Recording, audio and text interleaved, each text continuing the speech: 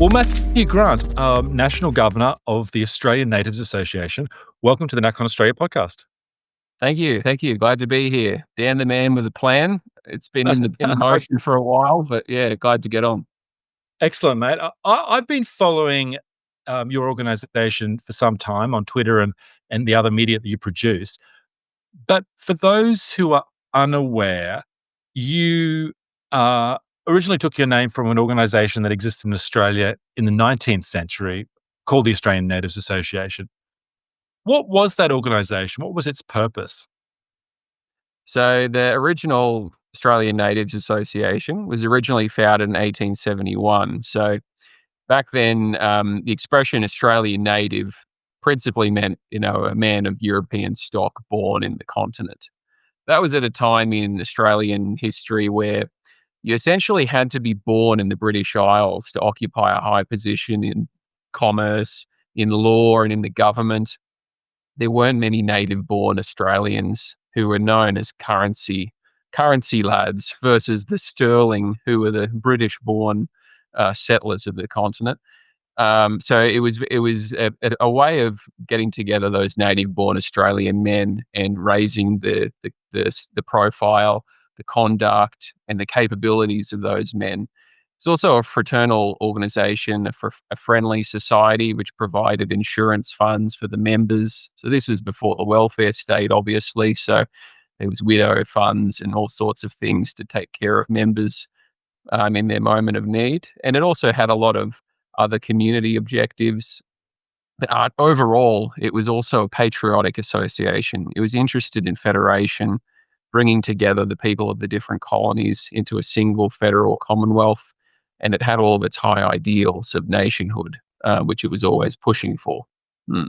Yeah, and there were some very noteworthy members, including former prime ministers who were Alfred Deakin and others who were on both sides of politics, actually, and high court judges and the rest of it. How instrumental do you think this association was in the move towards federation in Australia? Massive. And I think any contemporary historian would tell you the same thing. It was A&A branches all across what's now the Commonwealth that were all pushing for federation. And a lot of members of parliament in the various colonies were also members of the A&A. So the A&A at that time, of course, was also bipartisan, as you mentioned. So there was both Labor men, there was protectionists, there was free traders, all sorts of people were in the mix, all with the shared view of creating this single nation commonwealth, which had a single border. Obviously, at the end of the 19th century, there were a lot of issues with immigration and uncontrolled borders in various colonies. And so this idea of one nation with one destiny was what drove the federation cause. And how popular was it, and who were they arguing against, if anyone? Who were they Um, opposed? Who was not joining the A&A? Look, I think the A&A was obviously you had to be born in Australia to be a member.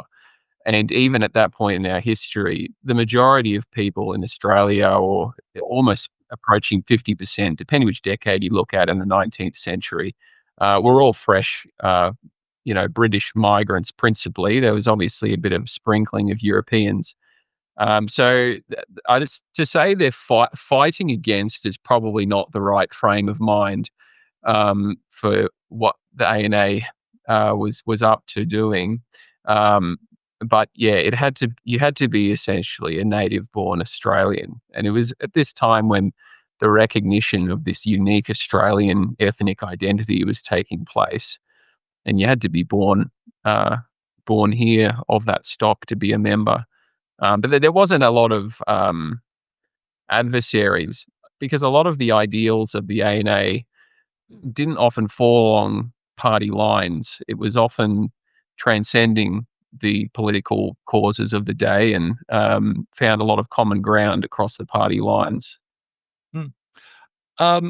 I think we share a view that there's a tendency on both the political right and left in Australia today to view that everything prior to the 1970s is a bit of a dark age, culturally, economically, and politically, I guess.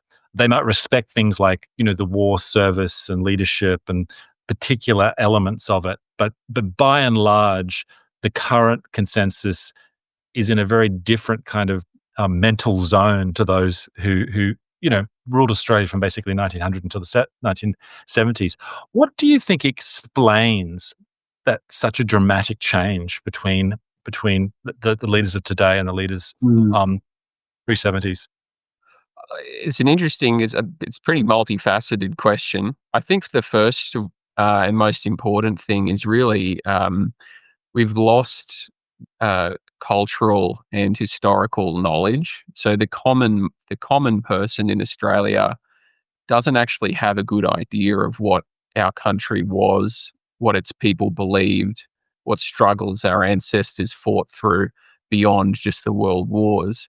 And so there's a degree of ignorance of our history. Even when you look at policy issues and why we had things the way we did it, the way we had trade protection and state paternalism, we also had a market economy and this kind of mixed, balanced view of different things. um, it, it's not advantageous to the international finance kind of class, which are interested in what we think would be pillaging the country, um, to propagate these ideas. Our founding fathers really found the right compact between the interests of workers, the interests of capital, the interests of landholders to achieve what they thought was just an enlightened democracy, a beacon of hope for our people. So it's not in the interests of the current ruling class to propagate these ideas, because it would undermine their profitability in certain ways. And then, of course, yeah, there's cultural ignorance. And then obviously you've just got the woke mind virus, which it's called now. Hate everything that's white, anything that's got any European descent. It must be destroyed because it's inherently evil. That's the go-to. Yeah, I always find too that they tend to cast um, things like tariff protection or the very restrictive immigration policy that Australia adopted at Federation as a uniquely parochial thing that we did. But it was the same conclusions were being drawn by, leaders of Canada, the United States, New Zealand, other New World democracies, Mhm. and they were, and held by, these views were held by great men like Abraham Lincoln and John A. Macdonald and Robert Menzies and all the rest of it. And so they tend to cast these people as somehow misguided or not fully understanding the the enlightened view. One of the things I like about your organization is your recognition of the importance of culture and cultural heritage. Uh, what part does culture play in Australian nationalism? I suppose it's the starting point is that politics is always downstream from culture. Culture is downstream from your ethnic heritage, so on and so forth. So for us as nationalists, we're very interested in reviving and promulgating our unique culture. Now, our culture is clearly descended from European, principally British culture, but in the Australian Commonwealth, over the hundreds of years we've been here, particularly outside of the major cities, Australian culture has taken its own course and that it has developed into its own unique and beautiful thing. So for us, uh, we're romantics about Australian history and romantics about our culture and the unique beauty of our people and the stories of our people and the struggles and perseverance of our people. So culture for us it is a political necessity, for sure, but at the same time, as native-born Australians, raised under the shade of the wattle tree and in the song of the magpie and hearing the old bush ballads of Lawson and Patterson, this is something quasi-spiritual to us, and it's a romantic thing that's very dear to our hearts. Mm. What do you think explains the decline of the ANA? Because you've revived it in a certain sense, right? Mm. Yeah, that's right. So I think the original ANA, declined for a lot of reasons. Um, a few of the big ones, first of all, was the practical side of it. So before the welfare state, you could be in the ANA merely for its insurance benefits, and you'd incidentally be picking up some of the patriotic stuff as well. When the state intervened and provided welfare for everyone, there was less of a pragmatic need to be involved in the ANA. So that was the first thing. The second thing, I suppose, in the post war generation that was born after World War II, obviously there was a serious cultural shift. And the ANA never shifted in its principles, never renounced the White Australia policy. It never renounced the founding doctrines of our Commonwealth. And so it fell out of favour with a lot of the younger generation who were, enamoured with foreign food and culture and just anything that's not Australian. So there was a generational shift. In a lot of branches, the organisation was quite decentralised in a lot of ways. Most of the organisation joined with Manchester Unity and formed Australian Unity, which is an insurance company now. But there were a lot of holdout branches across the country. And I think the oldest branch in Western Australia closed around 2006. Hmm. But yeah, the organisation just declined. There's the practical side of it. Then there's the generational shift, the culture change in the Australian people, and the appetite for what we believe in had obviously diminished to some degree. That's my best impression of it, anyway. And so, how does the new organization, which takes the same name, would you say differ from the original in its aims? Uh, Look, If not at all? yeah, not too much really. We really have tried to model ourselves on the original ANA in a lot of ways. In the way we organise ourselves, our model of governance, and a lot of our principles are the same. I suppose the difference is we're trying to make it relevant for contemporary times. But this is the interesting thing. The political issues that were at play when the ANA first really started kicking off and becoming quite significant are very similar to what we have today. For instance, in the late 19th century, you had the land boom, and housing was simply unattainable for a lot of Australians because of the land speculators locking everything up. Then, on the second hand of it, you had the immigration issue, and you had significant influxes of Chinese and Pacific Islanders to the Commonwealth.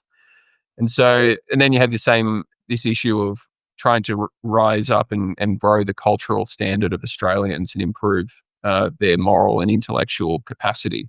So a lot of the issues of the 19th century are very relevant now and almost the same. Those issues were not around in the 1960s, which is when the ANA declined. So Mm, to the same extent anyway. So I think it's almost like a natural immune system, it waxes and wanes mm, based on the conditions. But I think the conditions in contemporary Australia are much the same as they were at the end of the 19th century. There are some additional changes, but that's the crux of it. yeah. One obviously um, more controversial policies of federation was this so-called White Australia policy. W- I believe that terminology was unique to Australia because while there were certainly many other countries, New World countries, who had very restrictive immigration policies, and indeed in Australia in the post-war, we accepted a lot of famously Italians and Southern Europeans and Estonians and the like, whereas places like New Zealand and America didn't actually. Their sort of immigration program stayed pretty fixed for a longer period of time. What did people actually mean by the White Australia policy, and why did they Mm. adopt that? I think it meant different things to different people. Mm, It's interesting that you ask that. So I think the unique thing about Australia as well is even before federation and even at the time of federation, there was a very great concern about, what we will colloquially call yellow peril, this concern mm, about the teeming, desperate hordes to the north of us. And mm, so the idea of a white Australia, I mean, you look at some historical figures like William Spence, the founder of the Australian Labor Party and the Workers' Union, and mm, some of the other breed of the Labor men of their time were very interested in this idea of white identity. And yeah, mateship is the thing that characterizes the relation of one white man to another, and kind of unshackling themselves from a strictly, I suppose, British orientation of what white Australia means. The On the other side of the aisle, the more liberal side of politics at the time, they were probably more, when they said white Australia, they would have meant British Australia. And in mm, fact, Billy Hughes used words to that effect quite a bit. By white Australia, we mean British Australian. So there was definitely a nuanced view that changed from different directions on the political spectrum.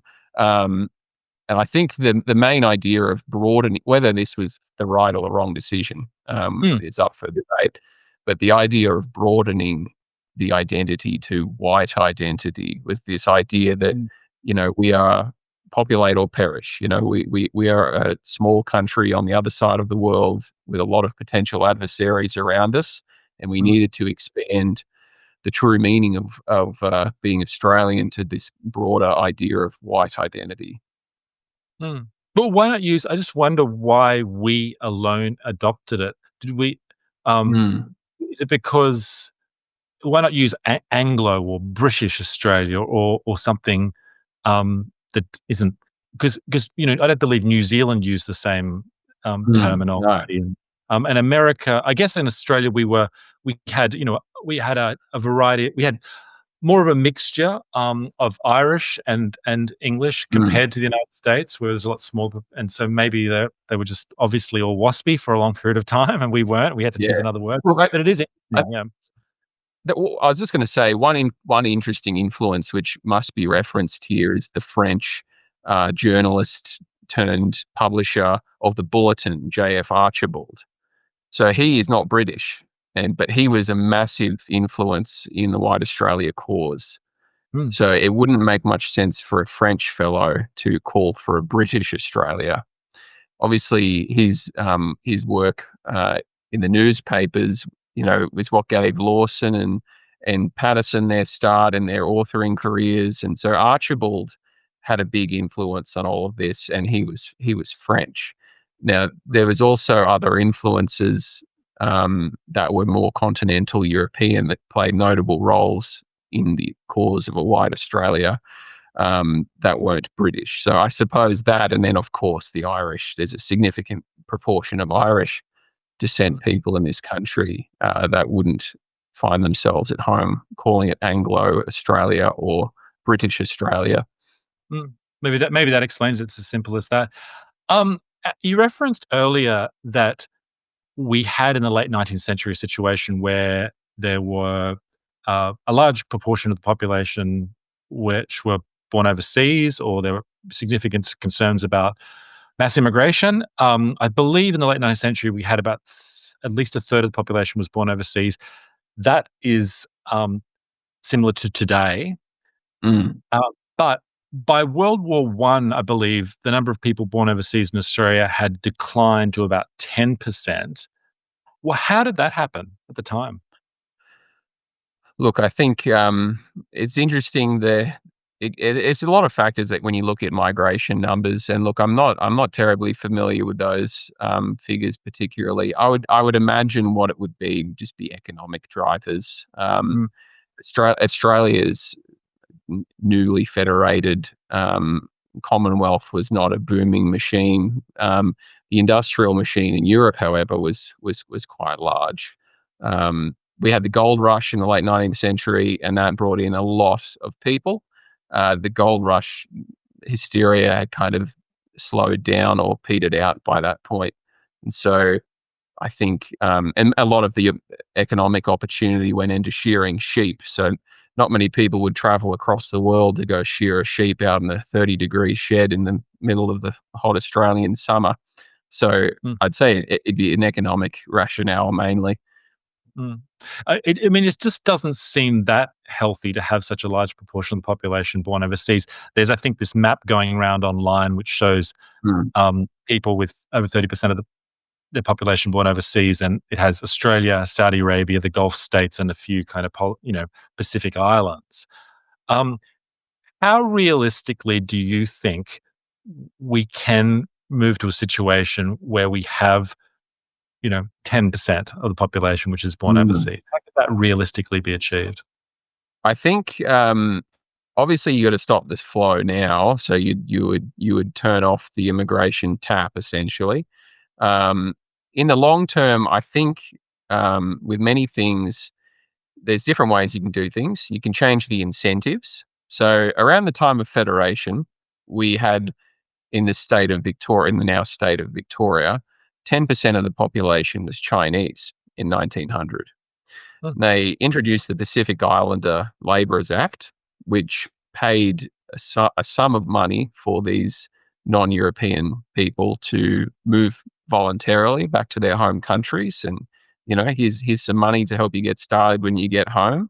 So you could have a repatriation policy like that. I think the other side of it, though, um, is done almost for free, and that is really letting the economy stabilize in Australia and pull the pin on the real estate bubble, essentially. So, a lot of Australia's economy is currently geared to just building houses for more migrants that we need in order to build more houses for more migrants. And ad infinitum, there's a million people here. Um, if the economic conditions got worse and we truly realized the state of the economy in Australia, a lot of people would go home even without getting paid to leave. Um, mm, a lot of people in this are in this country from Asian countries seeking opportunity. They're looking to get a better life, and who can blame them? But when the economic realization hits this Commonwealth that we've effectively killed all of our industries and there's very little opportunity here for a lasting future, I think a lot of people would actually just go home on their own merits. But at the same time, you just need to get the incentives aligned to ensure that there's no free handouts. You ensure that industrial laws are upheld and that these people aren't scabbing labour and having a race to the bottom in wages. So that way, there's no unfair competition between Australian workers and foreign workers. Change the incentives is probably one of the big ones. yeah. How do you explain to people why the white Australia was a reasonable position to have? I mean, all of our Mm. very reasonable pit prime ministers on both sides of the fence held that position. But I think the other day, the Centre for Independent Studies, which is a think tank in Sydney, had a video which called it a blemish, a moral blemish, and that is the attitude amongst a lot of people in Australia. Mm. What's the short explanation for why it was necessary? Well, I think the first thing before you even discuss why it's necessary, I think it's important to understand the motives of why it was put in Mm, place. And what a lot of people mischaracterize is that it's just a policy based on malice or disdain for other races, which is not the case and never has been the case. The view of the founding fathers was we need to have a country. So even Alfred Deakin, who was an A&A man, second Prime Minister of Australia, in the debates on the immigration restriction bill, he said that we need to have a white Australia because we need to have a nation where everyone shares the same bonds of heritage, the same traditions, the same language, the same institutions which we hold dear to. So a person whose forefathers fought in the English Civil War, who bled for Magna Carta, who died for our system of government, who died for our religion, who died for or toiled, even the union movement, the people who fought in the Great Shearers' Strike, the people who fought on gold fields, these are all struggles that are special and unique to our people. And so you bring someone in from overseas, particularly a far off, distinct race of people, they have no connection or loyalty with those struggles, which have been hard won by our forebears. And so they're not inclined to uphold them as dearly as we would. So there's this idea of having a nation that has shared bonds of heritage and ideals and all the rest of it to ensure that there's a continuation of our kind of civilization. That's on one hand. On the other hand, of course, by the time the Australian Federation had occurred, experiments in multiracial and multi-ethnic politics had already been played out overseas in the United States, in South America, in the African colonies like Natal. So the racial violence, racial prejudice, the competition and challenges between trying to get different people to live together harmoniously had already been tested and failed. Our founding fathers believed it failed. The great King O'Malley, the parliamentarian, he was born in the United States. And he said if we had left a racial problem to be inherited by letting people in, the future generations wouldn't forgive us. You know, that's what King O'Malley said. So it's a twofold thing. And of course, the third plank with all of it was laborism and this idea of protecting unionism from foreign labor, which, you know, in the gold fields, in the shearing sheds, the importation of Chinese laborers was used to drive down and undercut union workers. And so importing this class of desperate people from overseas in order to destroy Australian working conditions was another plank in why it was a sound policy for the country.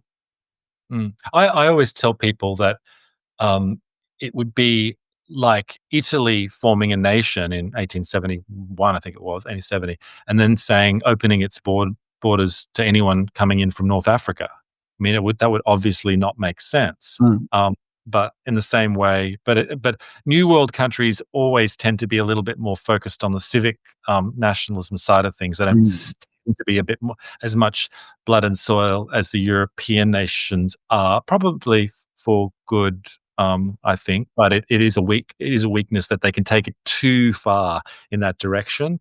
mm, Um, mm, how do you immigration tends to be talked about in very moralistic, emotive, abstract terms, right? People talk about being anti or pro-immigration in a way they don't talk about being anti or pro-tax. You know, they realize you mm, need some this, that. So what ways have you found to get people to talk about immigration in a more realistic, practical, and knowledgeable way? mm. I think one interesting that's changed in recent years has just been the raw numbers. I mean, we can talk and idealize about these ideas of national community and social capital and all that kind of stuff. But the raw numbers and the difficulty that that is imposing on people is just making more people amenable to being uncomfortable. I don't think there's actually been a silver bullet to make immigration a subject of polite conversation. What I think has happened is the conditions in this country, particularly for young people who feel truly like they will never own a house, they will never have a meaningful future, they will live surrounded by aliens until the day they die, if they're lucky to stay alive. That has led to such uh, a change in willingness to have an uncomfortable conversation and really get to the nuts and bolts of this immigration problem. Um, and then, yeah, of course, even more normal people who wouldn't even agree with us on a lot of issues relating to ethnicity. Just looking at the raw numbers, and if you've got 500,000 people coming into this country every year or two, um, and there's not enough houses or jobs or whatever, regardless of what your opinions are on other high ideals, the raw numbers are simply too much. And the moment you realize that and start talking about it, you might start thinking about the broader web of policy issues that come about from immigration, which are worthy of discussion.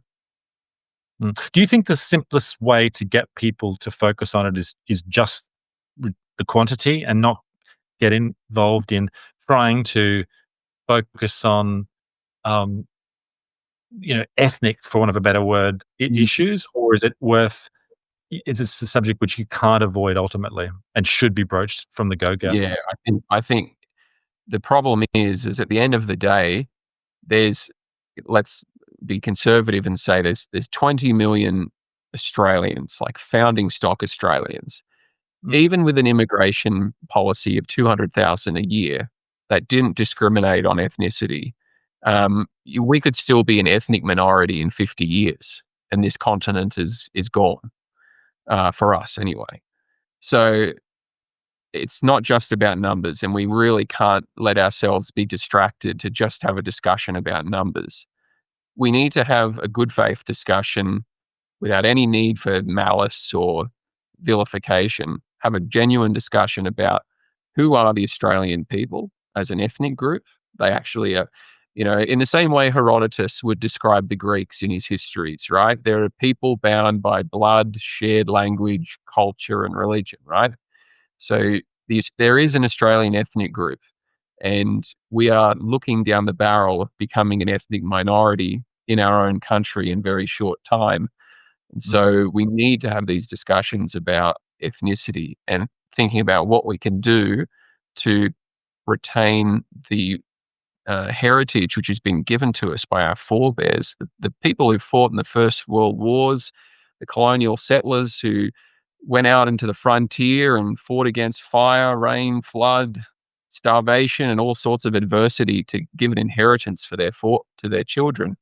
Um, this is something that's ours. It's our inheritance, and if we don't talk about the ethnic component, we're just wasting our time. Yeah. Uh, Again, I always, um, when discussing these issues, like to say that they're not new and they're not uniquely Australian. I was reading, as I'm sure you're familiar with, because I know how well read you are, correspondence between Alexander Hamilton and Thomas Jefferson, and they were talking about immigration. And Thomas Jefferson was saying, "Hey, we need more numbers to help on the develop the Mm, country and land." And Alexander Hamilton was saying things like, "Well, hang on, if you just import people from different or European nations at that stage, they will bring their habits and frame of mind." He was concerned about them having monarchical tendencies, and they wouldn't get the democratic thing as closely, yeah. and also that they would have allegiances to their home country, which would cause what he called factionalization within the American body politic, and also a tendency for America to then want to get involved in, conflicts back in their home country. I mean, that's so relevant. You can see the Mm, parallels to today, right? And so, absolutely. again, like I think it's just very hard for people to get inside the mindset of why our forebears thought the way they did. And the only way you can sort of explain it to them is, we didn't experience in Australia in the 20th century. It was arguably the safest place in the world to be a minority, like a Jew or whatever. Mm, Like all the ethnic turmoil in Europe and other parts of the world, we avoided it, and we avoided it because of, like, quite a strict mhm, hardline attitude towards immigration. Which, I don't know. I think you can loosen it a bit, because we weren't dealing with an Asia which was impoverished and, coolie labor. But you nevertheless have to have a dominant kind of cultural, for any country to exist as, and that's mm. not a new thing. It's not a kind of particularly Australian thing. It's not even a, particularly racist thing. It's just the reality of nation building, right? That's what's required to hold a nation Yeah, together. correct. Yeah. If you don't have How do you a people with the same stock. Oh, sorry. I I was just was gonna gonna ask. say you don't have a nation. Well, I think, Tucker Carlson, amongst other people, the other day was saying that, and even Elon Musk said on Twitter the other day that nations are, peoples. Like, and then it's not just, that's what they are. Italians are form Italy, French And it's form more French. than mere values and contracts, you know? The piece of Yeah. paper citizenship does not make you an Australian. No, it's people. I think people can become French and German and Australian, but they do it through intermarriage over time and through a really deep-seated, like, generational commitment to form part of a new people. It is possible. So Yeah, correct, how yeah. how do you, because it's such a controversial issue, it does tend to radicalize some elements. How do you avoid young men becoming attracted to genuinely noxious and harmful ideologies in this area? I guess one of the big things is, we need to focus on hopeful conversations and constructive ones. So it is really challenging though. It is hard. It's hard for a young Australian man or a fellow who goes through his home neighborhood and sees, you know, he's spends an hour on the side of the road and will see one Australian and will see 99 foreigners. Um, it is very, very easy to become what we call fatigued by that and frustrated by that, and it's very easy to blow off steam in kind of negative ways, which are not conducive to building a good road ahead. I suppose one thing we do in the ANA is obviously we set a standard first of all. So in our organization, like we do tell everyone you need to have a morally sound worldview. And this means regardless of someone's ethnic or racial background, they have to have their basic human dignity, right? So we say that right out the bat. We don't hide around that. At the same time, we also say we need to be focused on what we can actually do for the benefit of our people with what we've got. And instead of being paranoid about changing the trajectory of the entire world overnight and flipping the world on its head and doing this mass regime of remigration, I mean, we do want remigration. There's no two ways about it. But to keep people in a positive frame of mind when they're not getting into that kind of malicious style of nationalist politics is to focus on what you can actually do to help your kindred today. You know what? Without changing Parliament, what can you do, and what can a dozen other of you fellows do right now to help a brother in need? How can you help him get a job, put a roof over his head, put a meal in his stomach, give him good, positive peer support to encourage him to be the best man he can be? And so focusing on the here and now and what we can do now positively for our people, I think is very useful in keeping a constructive frame of mind. Mm. Yeah, I like what you do. I feel like it's a good, healthy alternative to people that are concerned about whether you agree with this particular position or not. I do think it's a positive thing because it steers people away from some of the other ones. I mean, the original ANA was not anti-Semitic. The Isaac Isaacs, the first Australian-born Governor General, was a member of the Mm. ANA, and uh, uh, you know, don't want to get into that issue really, but it is a sort of siren calling some young people who want to get involved and focus on this issue, and then they start, you know, wanting to get really obsessed about a German political party that existed in the 20s and 30s and has no real relevance to Australia. I mean, how do you kind of steer people away from that? Well, I guess, yeah, it's interesting with the whole German thing. I think it's a natural product of Hollywood. So the Hollywood depiction of evil and everything, default position is the Germans, the Nazis, or whatever.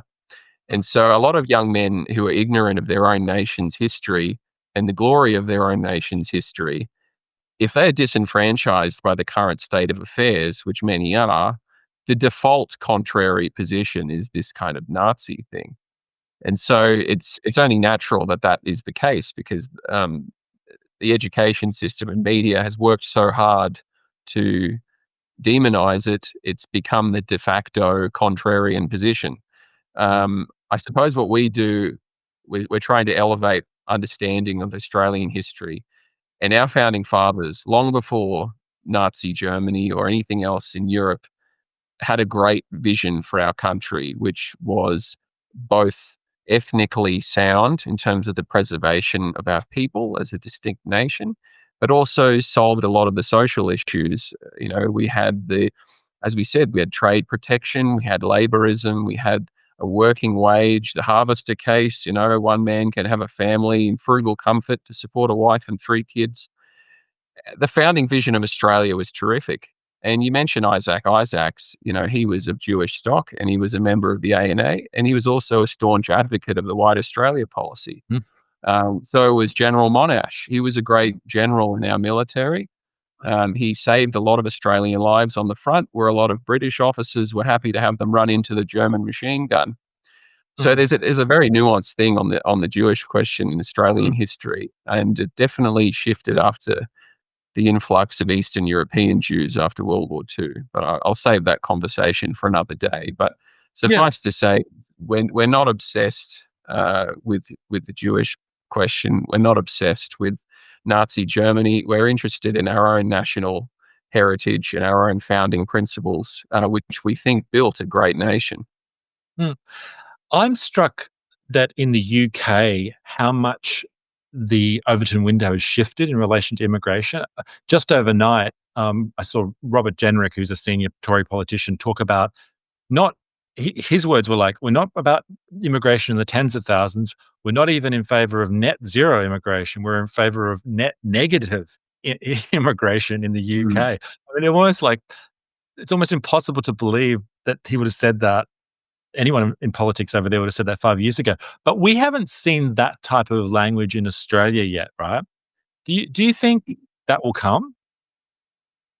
I think it's inevitable that that will come, and I mean, you can already kind of see the whispers of the beginnings of that now. I mean, I don't think very highly of the Liberal Party and all of the rest of it, but there are whispers in the upper echelons that this immigration issue is a hot issue, and it will be an election issue. The problem we've had in Australia, and much like the UK, is the major parties had a consensus that we won't let Australians get a vote on the immigration issue. We're just going to do whatever we want and stay silent and not make it a partisan issue. What we're now seeing, obviously, is the political arena is there's smaller parties and minor parties, and the Liberal Party in its death throes may be willing to make an election issue out of it in order to win. Now, that's not because I think that they are true believers in the cause. It may just be mere taking advantage of a situation, which Mm, can be a bit dishonest. But I do think the moment you get, like, the Conservatives got wiped out in the UK, and that gave rise to Reform, and that changed the narrative on immigration. Now, even though Reform are not all the way there, when you get a desperate opposition party and you get minor parties swimming around their ankles, like we're seeing now with Craig Kelly and One Nation and all the rest of it, you start to see opposition parties engage with popular rhetoric, which before now they wouldn't have done because they knew they were going to get in on an election anyway. But now that things are getting desperate for the opposition and minor parties, I think we will start to see immigration rhetoric reach new levels in this country. yeah, I still don't think you've seen an honest discussion of it amongst the major parties, right? Leadership of the Mm. major parties. Do you think in the way that you have in the UK, even on the Labor side, I mean, I'm cynical about the language, but Keir Starmer did make some fairly strong kind of um, language about a month or so ago. But do you direct your members towards political involvement in any way, or is that a long term plan? Yeah. So from this, what we've seen over the years, and it's something we're always drumming into young people, Mm, is the political parties use you. They use you and abuse you, and then they spit you out. So we've seen many young, well-minded nationalists waste their life in the Liberal Party, you know, doing door knocking or trying to get someone pre-selected or whatever. And effectively, what we find is one day they tell us, "Oh, I'm just going to be a warm body to help get this really good guy up in the pre-selection," and 12 months later, we don't hear from him again because he's become, his entire mind and reason for being has changed into this kind of vanilla conservative politics. And so we think, you don't take over the party takes over you is our slug line because mm, especially if you get a paid position in a party, you got to toe the line, and so you become effectively politically neutralized. We think minor parties are very difficult to administer, and there's a lot of hurdles in the way of all of that.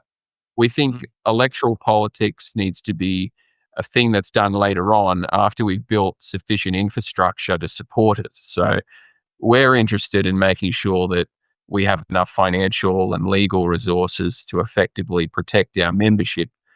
So if our members want to be public advocates for the nationalist cause, they can do so without having to risk it all.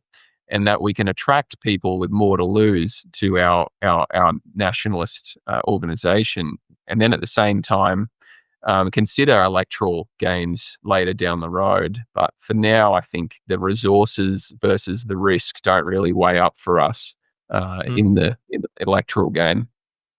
Yeah, I mean, it is a new, there are nationalist parties across Europe that are winning power or coming close to winning power. In the US, I mean, the Republican Party has been transformed with a bit more of a nationalistic bent under Trump. But in Australia, what have we got? We've got potential. I mean, one nation potentially is as close as we have. What are your views on them?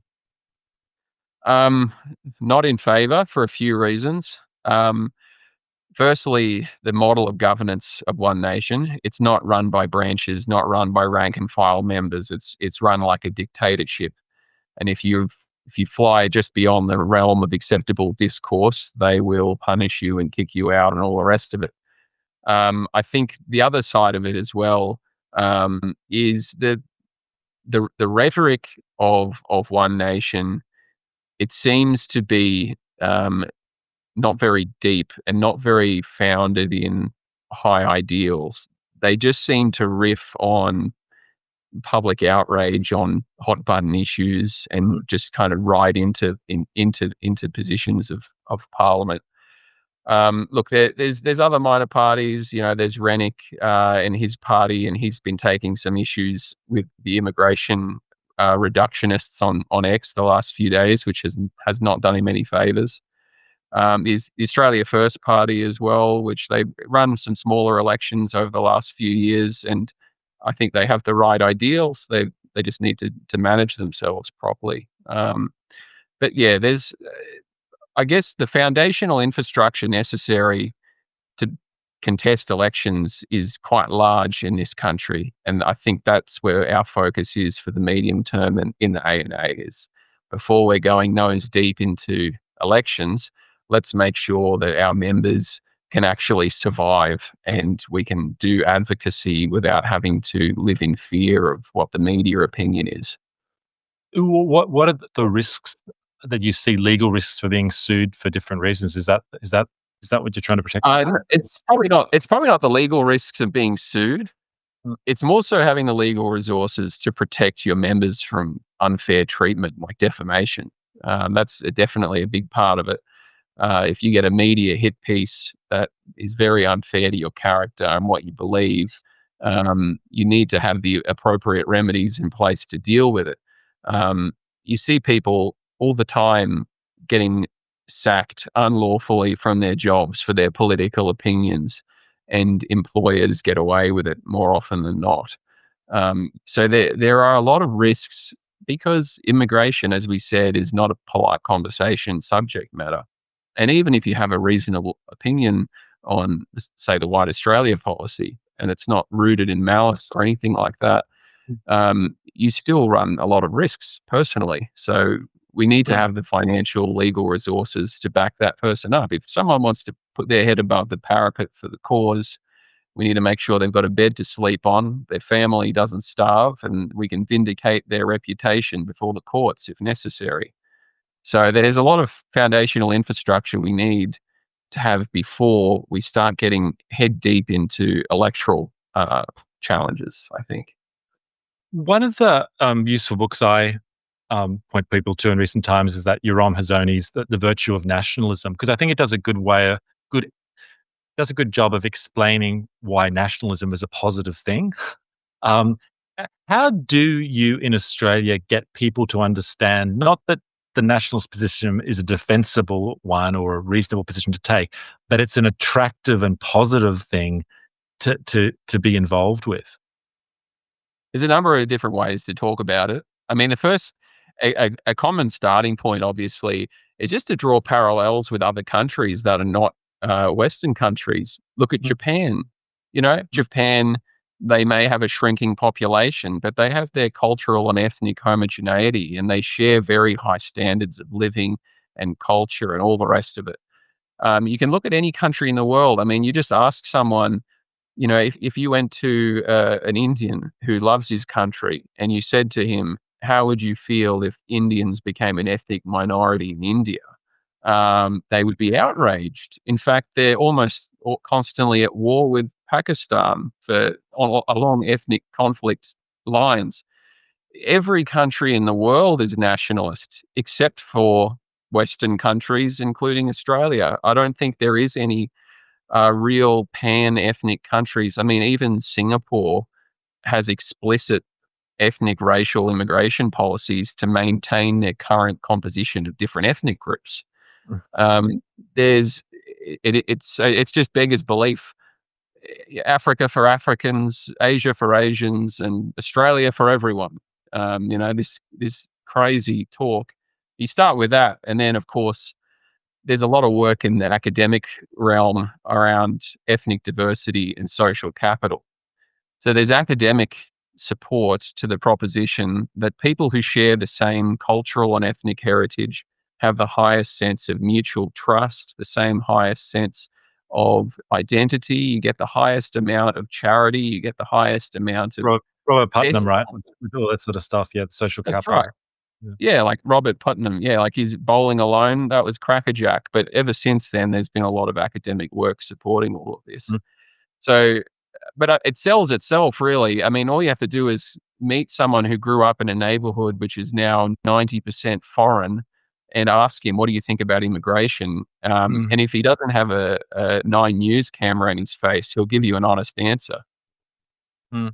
So Yeah, I mean, there's not a lot of selling that really has to be done. Yet, the only thing there needs to be is an atmosphere where people aren't ruthlessly punished for sharing a genuine belief.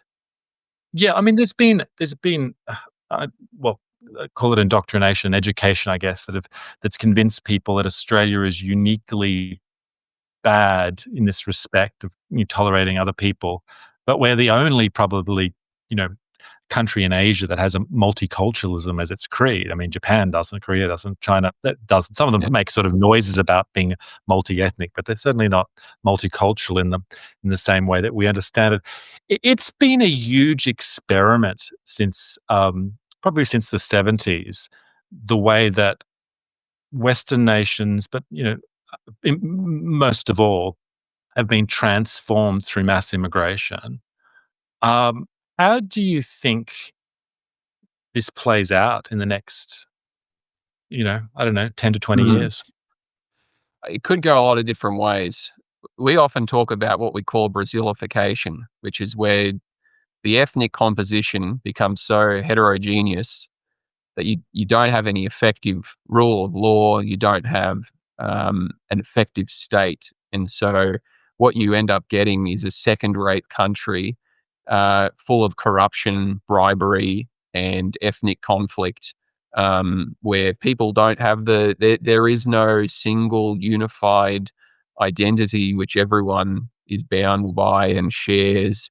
And so you become like this kind of second-rate country. So that's the most realistic, assuming we can't solve this immigration problem and explore repatriation. We will become a second-rate country like Brazil, or become a Southeast Asian country which is heterogeneous and constantly full of conflict. Um, that is the prognosis. There's a few, bright lights on the horizon. If there were some kind of economic catastrophe which really pulled the rug out of this country, a lot of foreigners will just leave of their own volition because a lot of them are just here for money. Third option, of course, is popular support for anti-immigration sentiment reaches a level where the political class can't ignore it, and the political elites vying for power promise the common voter a solution, and then it becomes a bidding war to who has the best immigration solution, and those people will get in on a landslide victory because time after time, even in contemporary Australia, immigration is extremely unpopular. You look at any of the polls, and the majority of people say immigration is way too high, it needs to be dialed in. Mm. So the first political visionaries which can run with that and also have a policy suite which is not silly and un-Australian, they will be fine and things will change. Yeah, it's just, um, there's a responsibility, I think, on the major parties to put forward, like, sound, strong, kind of thoughtful policies that address this, because otherwise, you know, emotions will bubble to the fore, and you will get some very, unsavory consequences. Hey, I always like to keep these things to an hour. In the next 5 years, what are the future plans for the ANA? What do you hope to achieve? Look, yeah, so look, the few things we're working on at the moment. So we've just announced last week our national litigation fund. So we mentioned some of the legal stuff before. We're now building up our national treasury to defend members, essentially as insurance. If you're a member of the ANA, you conduct yourself with the high standards of conduct we expect, and you still get defamed or unlawfully dismissed, or you're subject to an abuse of power from the police of some kind.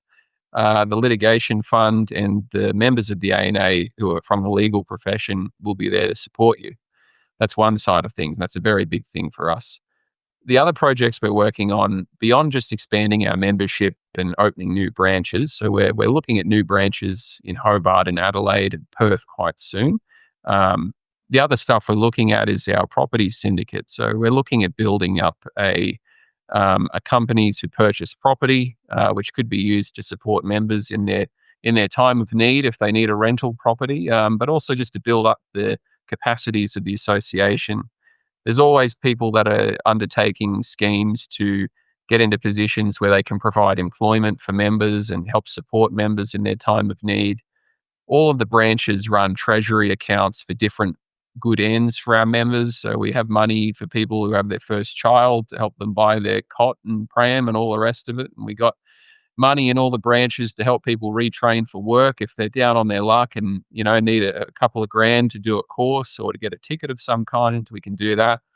And then there's just the general awareness and advocacy, which we do. So raising awareness of Australian history and our unique cultural heritage and all the value in it, and then advocating for our nationalist policy. And, we're not a political party. We cut across just about every line there is, just advocating for the unique and the legitimate ethnic interests of Australians, to retain our Commonwealth, which was given to us and hard won by our forebears.